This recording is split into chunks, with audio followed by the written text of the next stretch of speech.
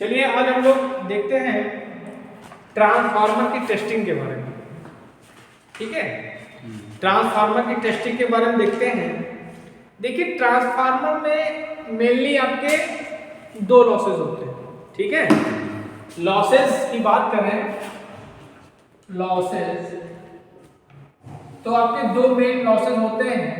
एक होता है आपका आयरन लॉस, ठीक है, आयरन लॉसेस। दूसरा होता है आपका कॉपर लॉसेस। ठीक है, आयरन लॉसेस को दो भागों में बांटा गया। इसको हम लोग क्या बोलते हैं, कोर लॉसेस भी बोलते हैं। क्या बोलते हैं, कोर लॉसेस या फिक्स्ड लॉसेस। देखो मैं इसके तीन नाम बता दिए तुमको। ठीक है, एक होता है आपका आयरन लॉस बोलते हैं, इसको कोर लॉस भी बोलते हैं क्योंकि कोर में होता है, और इसको फिक्स्ड लॉसेस बोलते हैं क्योंकि इस पे लोड का प्रभाव नहीं पड़ता। अब ये दो प्रकार की होती है, एक होती है आपकी हिस्टैरिसीस लॉसेस,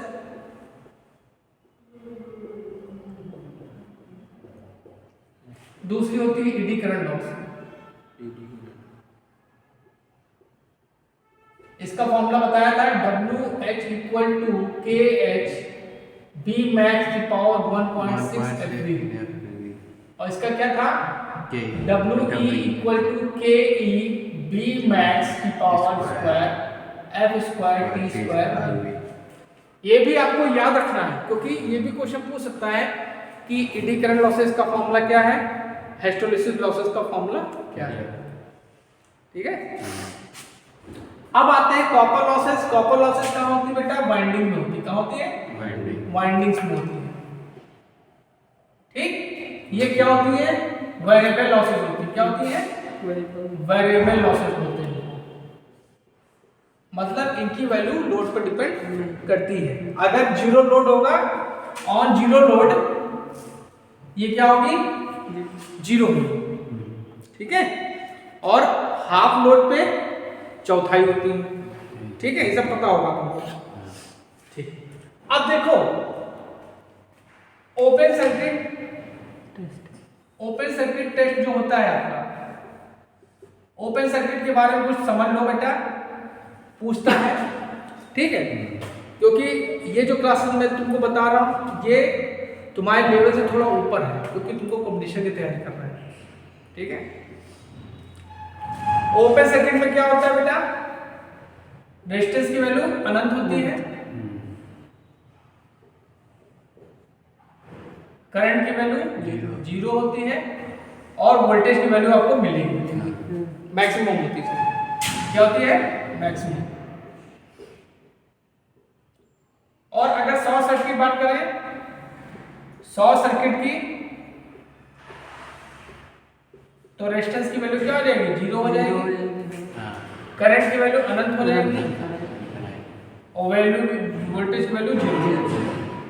ये बेसिक आपको क्लियर होना चाहिए, तभी जो मैं शॉर्ट सर्किट और ओपन सर्किट बताने जा रहा हूं तभी आपको समझ में आएगा। क्लियर है, होगा डिस्टर्ब, ये क्लियर है। चलो इसको मिटा देते हैं, रफ कर देते हैं थोड़ा।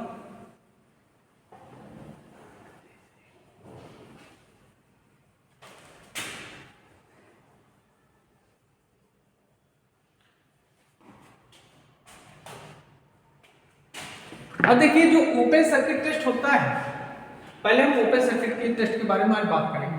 देखो जो ओपन सर्किट टेस्ट होता है वो क्या होता है, आयरन लॉसेस को निकालने के लिए करते हैं लोग। ठीक, ओपन सर्किट टेस्ट जो होगा, ओपन सर्किट टेस्ट किस लिए, आयरन लॉसेस। ठीक, अब देखो पहले कुछ चीजें समझ लो ओपन सर्किट में क्या क्या होता है। देखो जब सर्किट ओपन होता है मतलब ये आपका ट्रांसफार्मर हो गया, इसकी प्राइमरी वाइंडिंग हो गई, इसको हमने यहां सप्लाई दी ना, V1 सप्लाई दी। तो क्या होगा, इसमें I0 करंट फ्लो होगी। ये क्या होती है, 2% से लेकर 5% ऑफ फुल लोड मतलब I2 बोल देते हैं। ठीक, अब यहां पे हमने क्या लगा दिया, टेपिंग हो गई, और ये आपका सेकेंडरी वाइंडिंग हो गई। क्लियर है? ये आपका N1 हो गया, ये आपका N2 हो गया। तो इसमें क्या होगा बेटा, E1 EMF इंड्यूस होगा, बताया था हमने कल वर्किंग में, और ये सर्किट ओपन है, तो आपको क्या मिलेगा, सेकेंडरी EMF मिलेगा और आपको वोल्टेज मिलेगा, और करंट आपकी यहाँ पे क्या हो जाएगा, I2 इक्वल टू 0। ठीक, अब आते हैं, ये जो करंट आपको दिख रही है इसके दो कंपोनेंट होते हैं, एक मैग्नेटाइजिंग होता है रेजिस्टिव कंपोनेंट और एक होता है रेजिस्टिव कंपोनेंट। ठीक,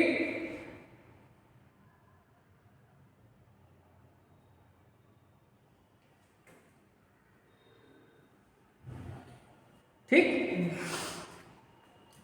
तो ये होता है आपका आई नॉट, सॉरी आई म्यू। ठीक है,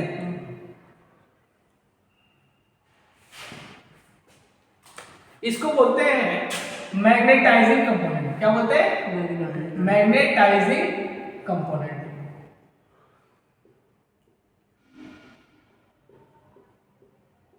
कुछ बुकों में तुमको इसको ऐसे मिलेगा, IM मिलेगा,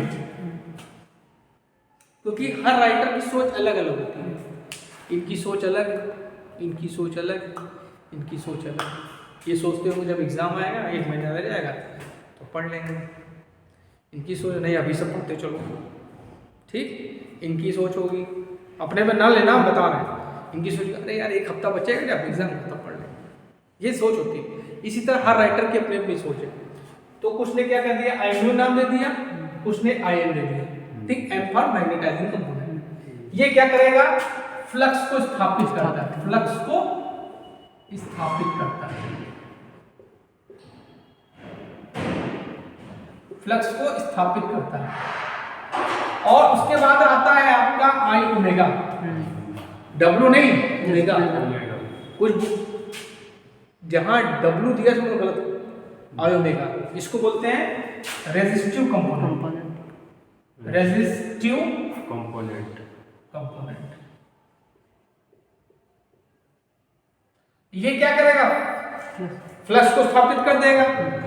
ये क्या करेगा, आयरन लॉसेस इसी के कारण होंगे, आयरन लॉसेस जो होंगे किसके कारण होंगे, इसी कारण, रेजिस्टिव कंपोनेंट के कारण होंगे। अगर तुमसे कोई पूछे कि ट्रांसफार्मर में जो आयरन लॉसेस होते हैं किसके कारण होते हैं, सर मेरे सर ने पढ़ा रेजिस्टिव कंपोनेंट के कारण होते हैं, ऐसे बोलना। ठीक, रेजिस्टिव कंपोनेंट। ठीक, अच्छा, कुछ बुकों में तुमको मिलेगा IR। क्या मिलेगा, IR फॉर रेजिस्टिव कंपोनेंट। जब हम पॉलिटेक्निक कर रहे थे तो हमारे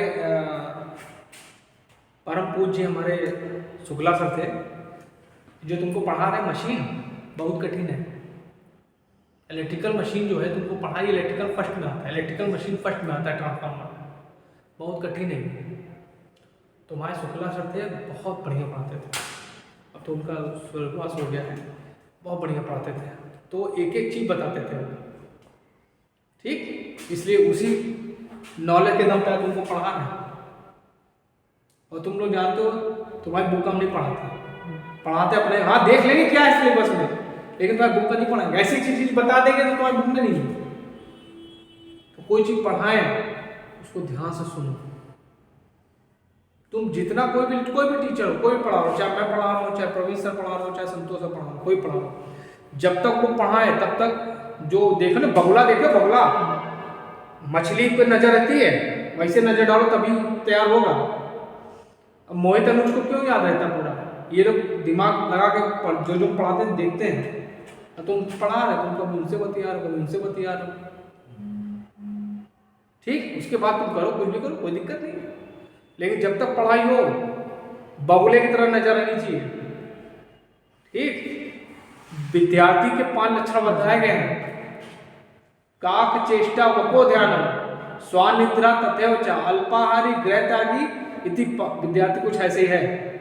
काक चेष्टा मतलब कौवे की तरह चालाक होना चाहिए, वको ध्यानम मतलब बगुले की तरह ध्यान वाला, कुत्ते की तरह नींद वाला, अल्पाहारी मतलब ठूस ना लो खाना भर के, जितना मिले थोड़ा बहुत खा लो, गृहत्यागी मतलब गृह त्याग दे, शिक्षा के लिए किसी के लिए देह त्याग, ये 5 लक्षण अपना लो। अगर तुमको जिंदगी में सफल होना है तो मोह माया छोड़ दो। अभी जो मस्ती कर रहे हो, पढ़ाई पे ध्यान दो, नौकरी पालो अच्छी से, तब मस्ती कर। ठीक, चलो कहाँ पे थे हम?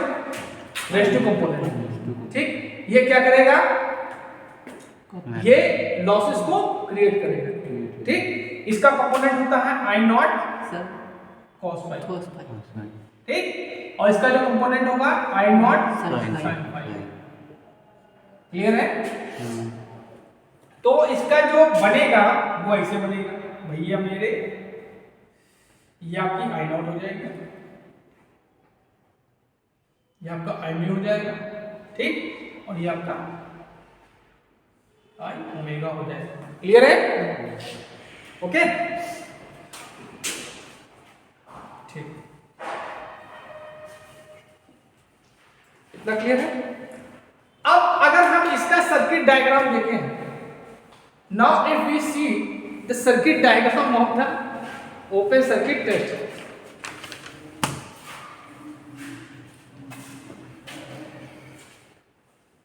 डेटा।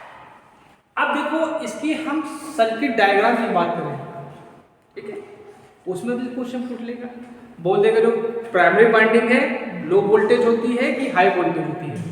तो हमने जब तुम लोगों को पढ़ाया था तो एक एक कॉन्सेप्ट क्लियर किया था कि ओपन सर्किट में रेजिस्टेंस की वैल्यू क्या होगी? ओपन सर्किट रेजिस्टेंस अनंत होगी, अनंत होगी, और जब अनंत होगी तो करंट की वैल्यू कम होगी, और जब करंट की वैल्यू कम होगी तो वोल्टेज की वैल्यू ज्यादा होगी। बताया था ना, ट्रांसफार्मर का सिद्धांत क्या कहता है? ट्रांसफॉर्मेशन इधर आ रहा है, थोड़ा बोलो नहीं आता, तो इधर देखो ट्रांसफॉर्मेशन रेशियो क्या था? V2 upon V1, N2 upon N1 और E2 upon E1 equal to I1 upon I2। It means अगर वोल्टेज बढ़ेगा तो करंट घटेगी। ठीक, जिसका कॉन्सेप्ट ये क्लियर है वो कभी भूल नहीं सकता कि ओपन सर्किट में कौन सी वाइंडिंग लो होगी, कोई हाई होगी।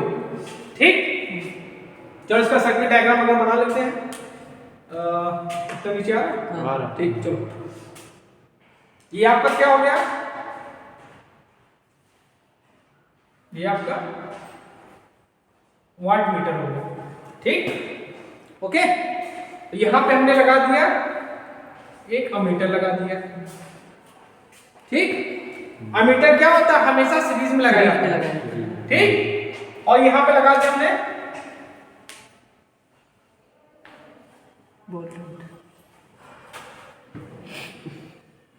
ठीक, इसको W से रिप्रेजेंट कर दिया। ठीक है, और हमने यहां क्या दिया? यहां पर हमने क्या दिया? सप्लाई।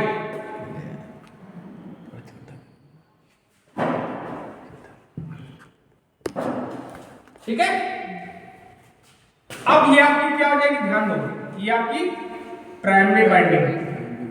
इसमें से ही क्वेश्चन पूछता है कि कौन सी प्राइमरी वाइंडिंग हाई होगी, कौन सी लो होगी।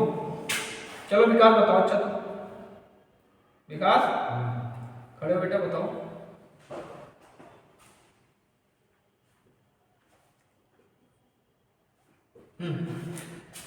ये लो होगी कि ये हाई होगी? बताओ। ये लो होगी, हाई होगी।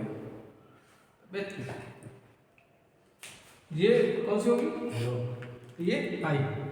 देखो हमेशा बैठ जाओ, हमेशा बाइंडिंग तुम लोगे तो वोल्टेज के अकॉर्डिंग लोगे। ट्रांसफार्मर में कुछ भी लोगे वोल्टेज के अकॉर्डिंग, क्योंकि ट्रांसफार्मर मेनली हम लोग यूज करते हैं वोल्टेज को घटाने और बढ़ाने के लिए। ठीक है, अब देखो ओपन सर्किट में हमने क्या बताया कि वोल्टेज की वैल्यू मैक्सिमम होती है। वोल्टेज की वैल्यू मैक्सिमम होती है जब ओपन सर्किट होता है।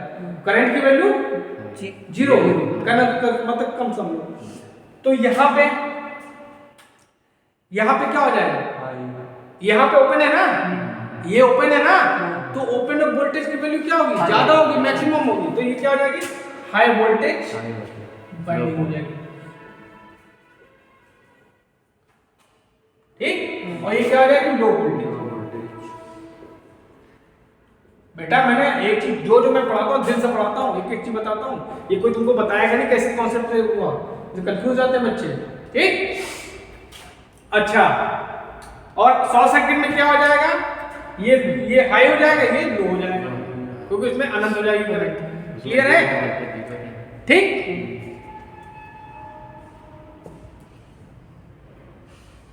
तो अब यहाँ ओपन सर्किट है, तो यहाँ पे हमको क्या मिल जाएंगे, लॉसेस मिल जाएंगे। ठीक है, ये पूरा फंडा ओपन सर्किट टेस्ट का। ठीक, आई होप आपको समझ में आया होगा। ठीक, नेक्स्ट लेक्चर में आपको शॉर्ट सर्किट बताएंगे। ठीक है, ठीक।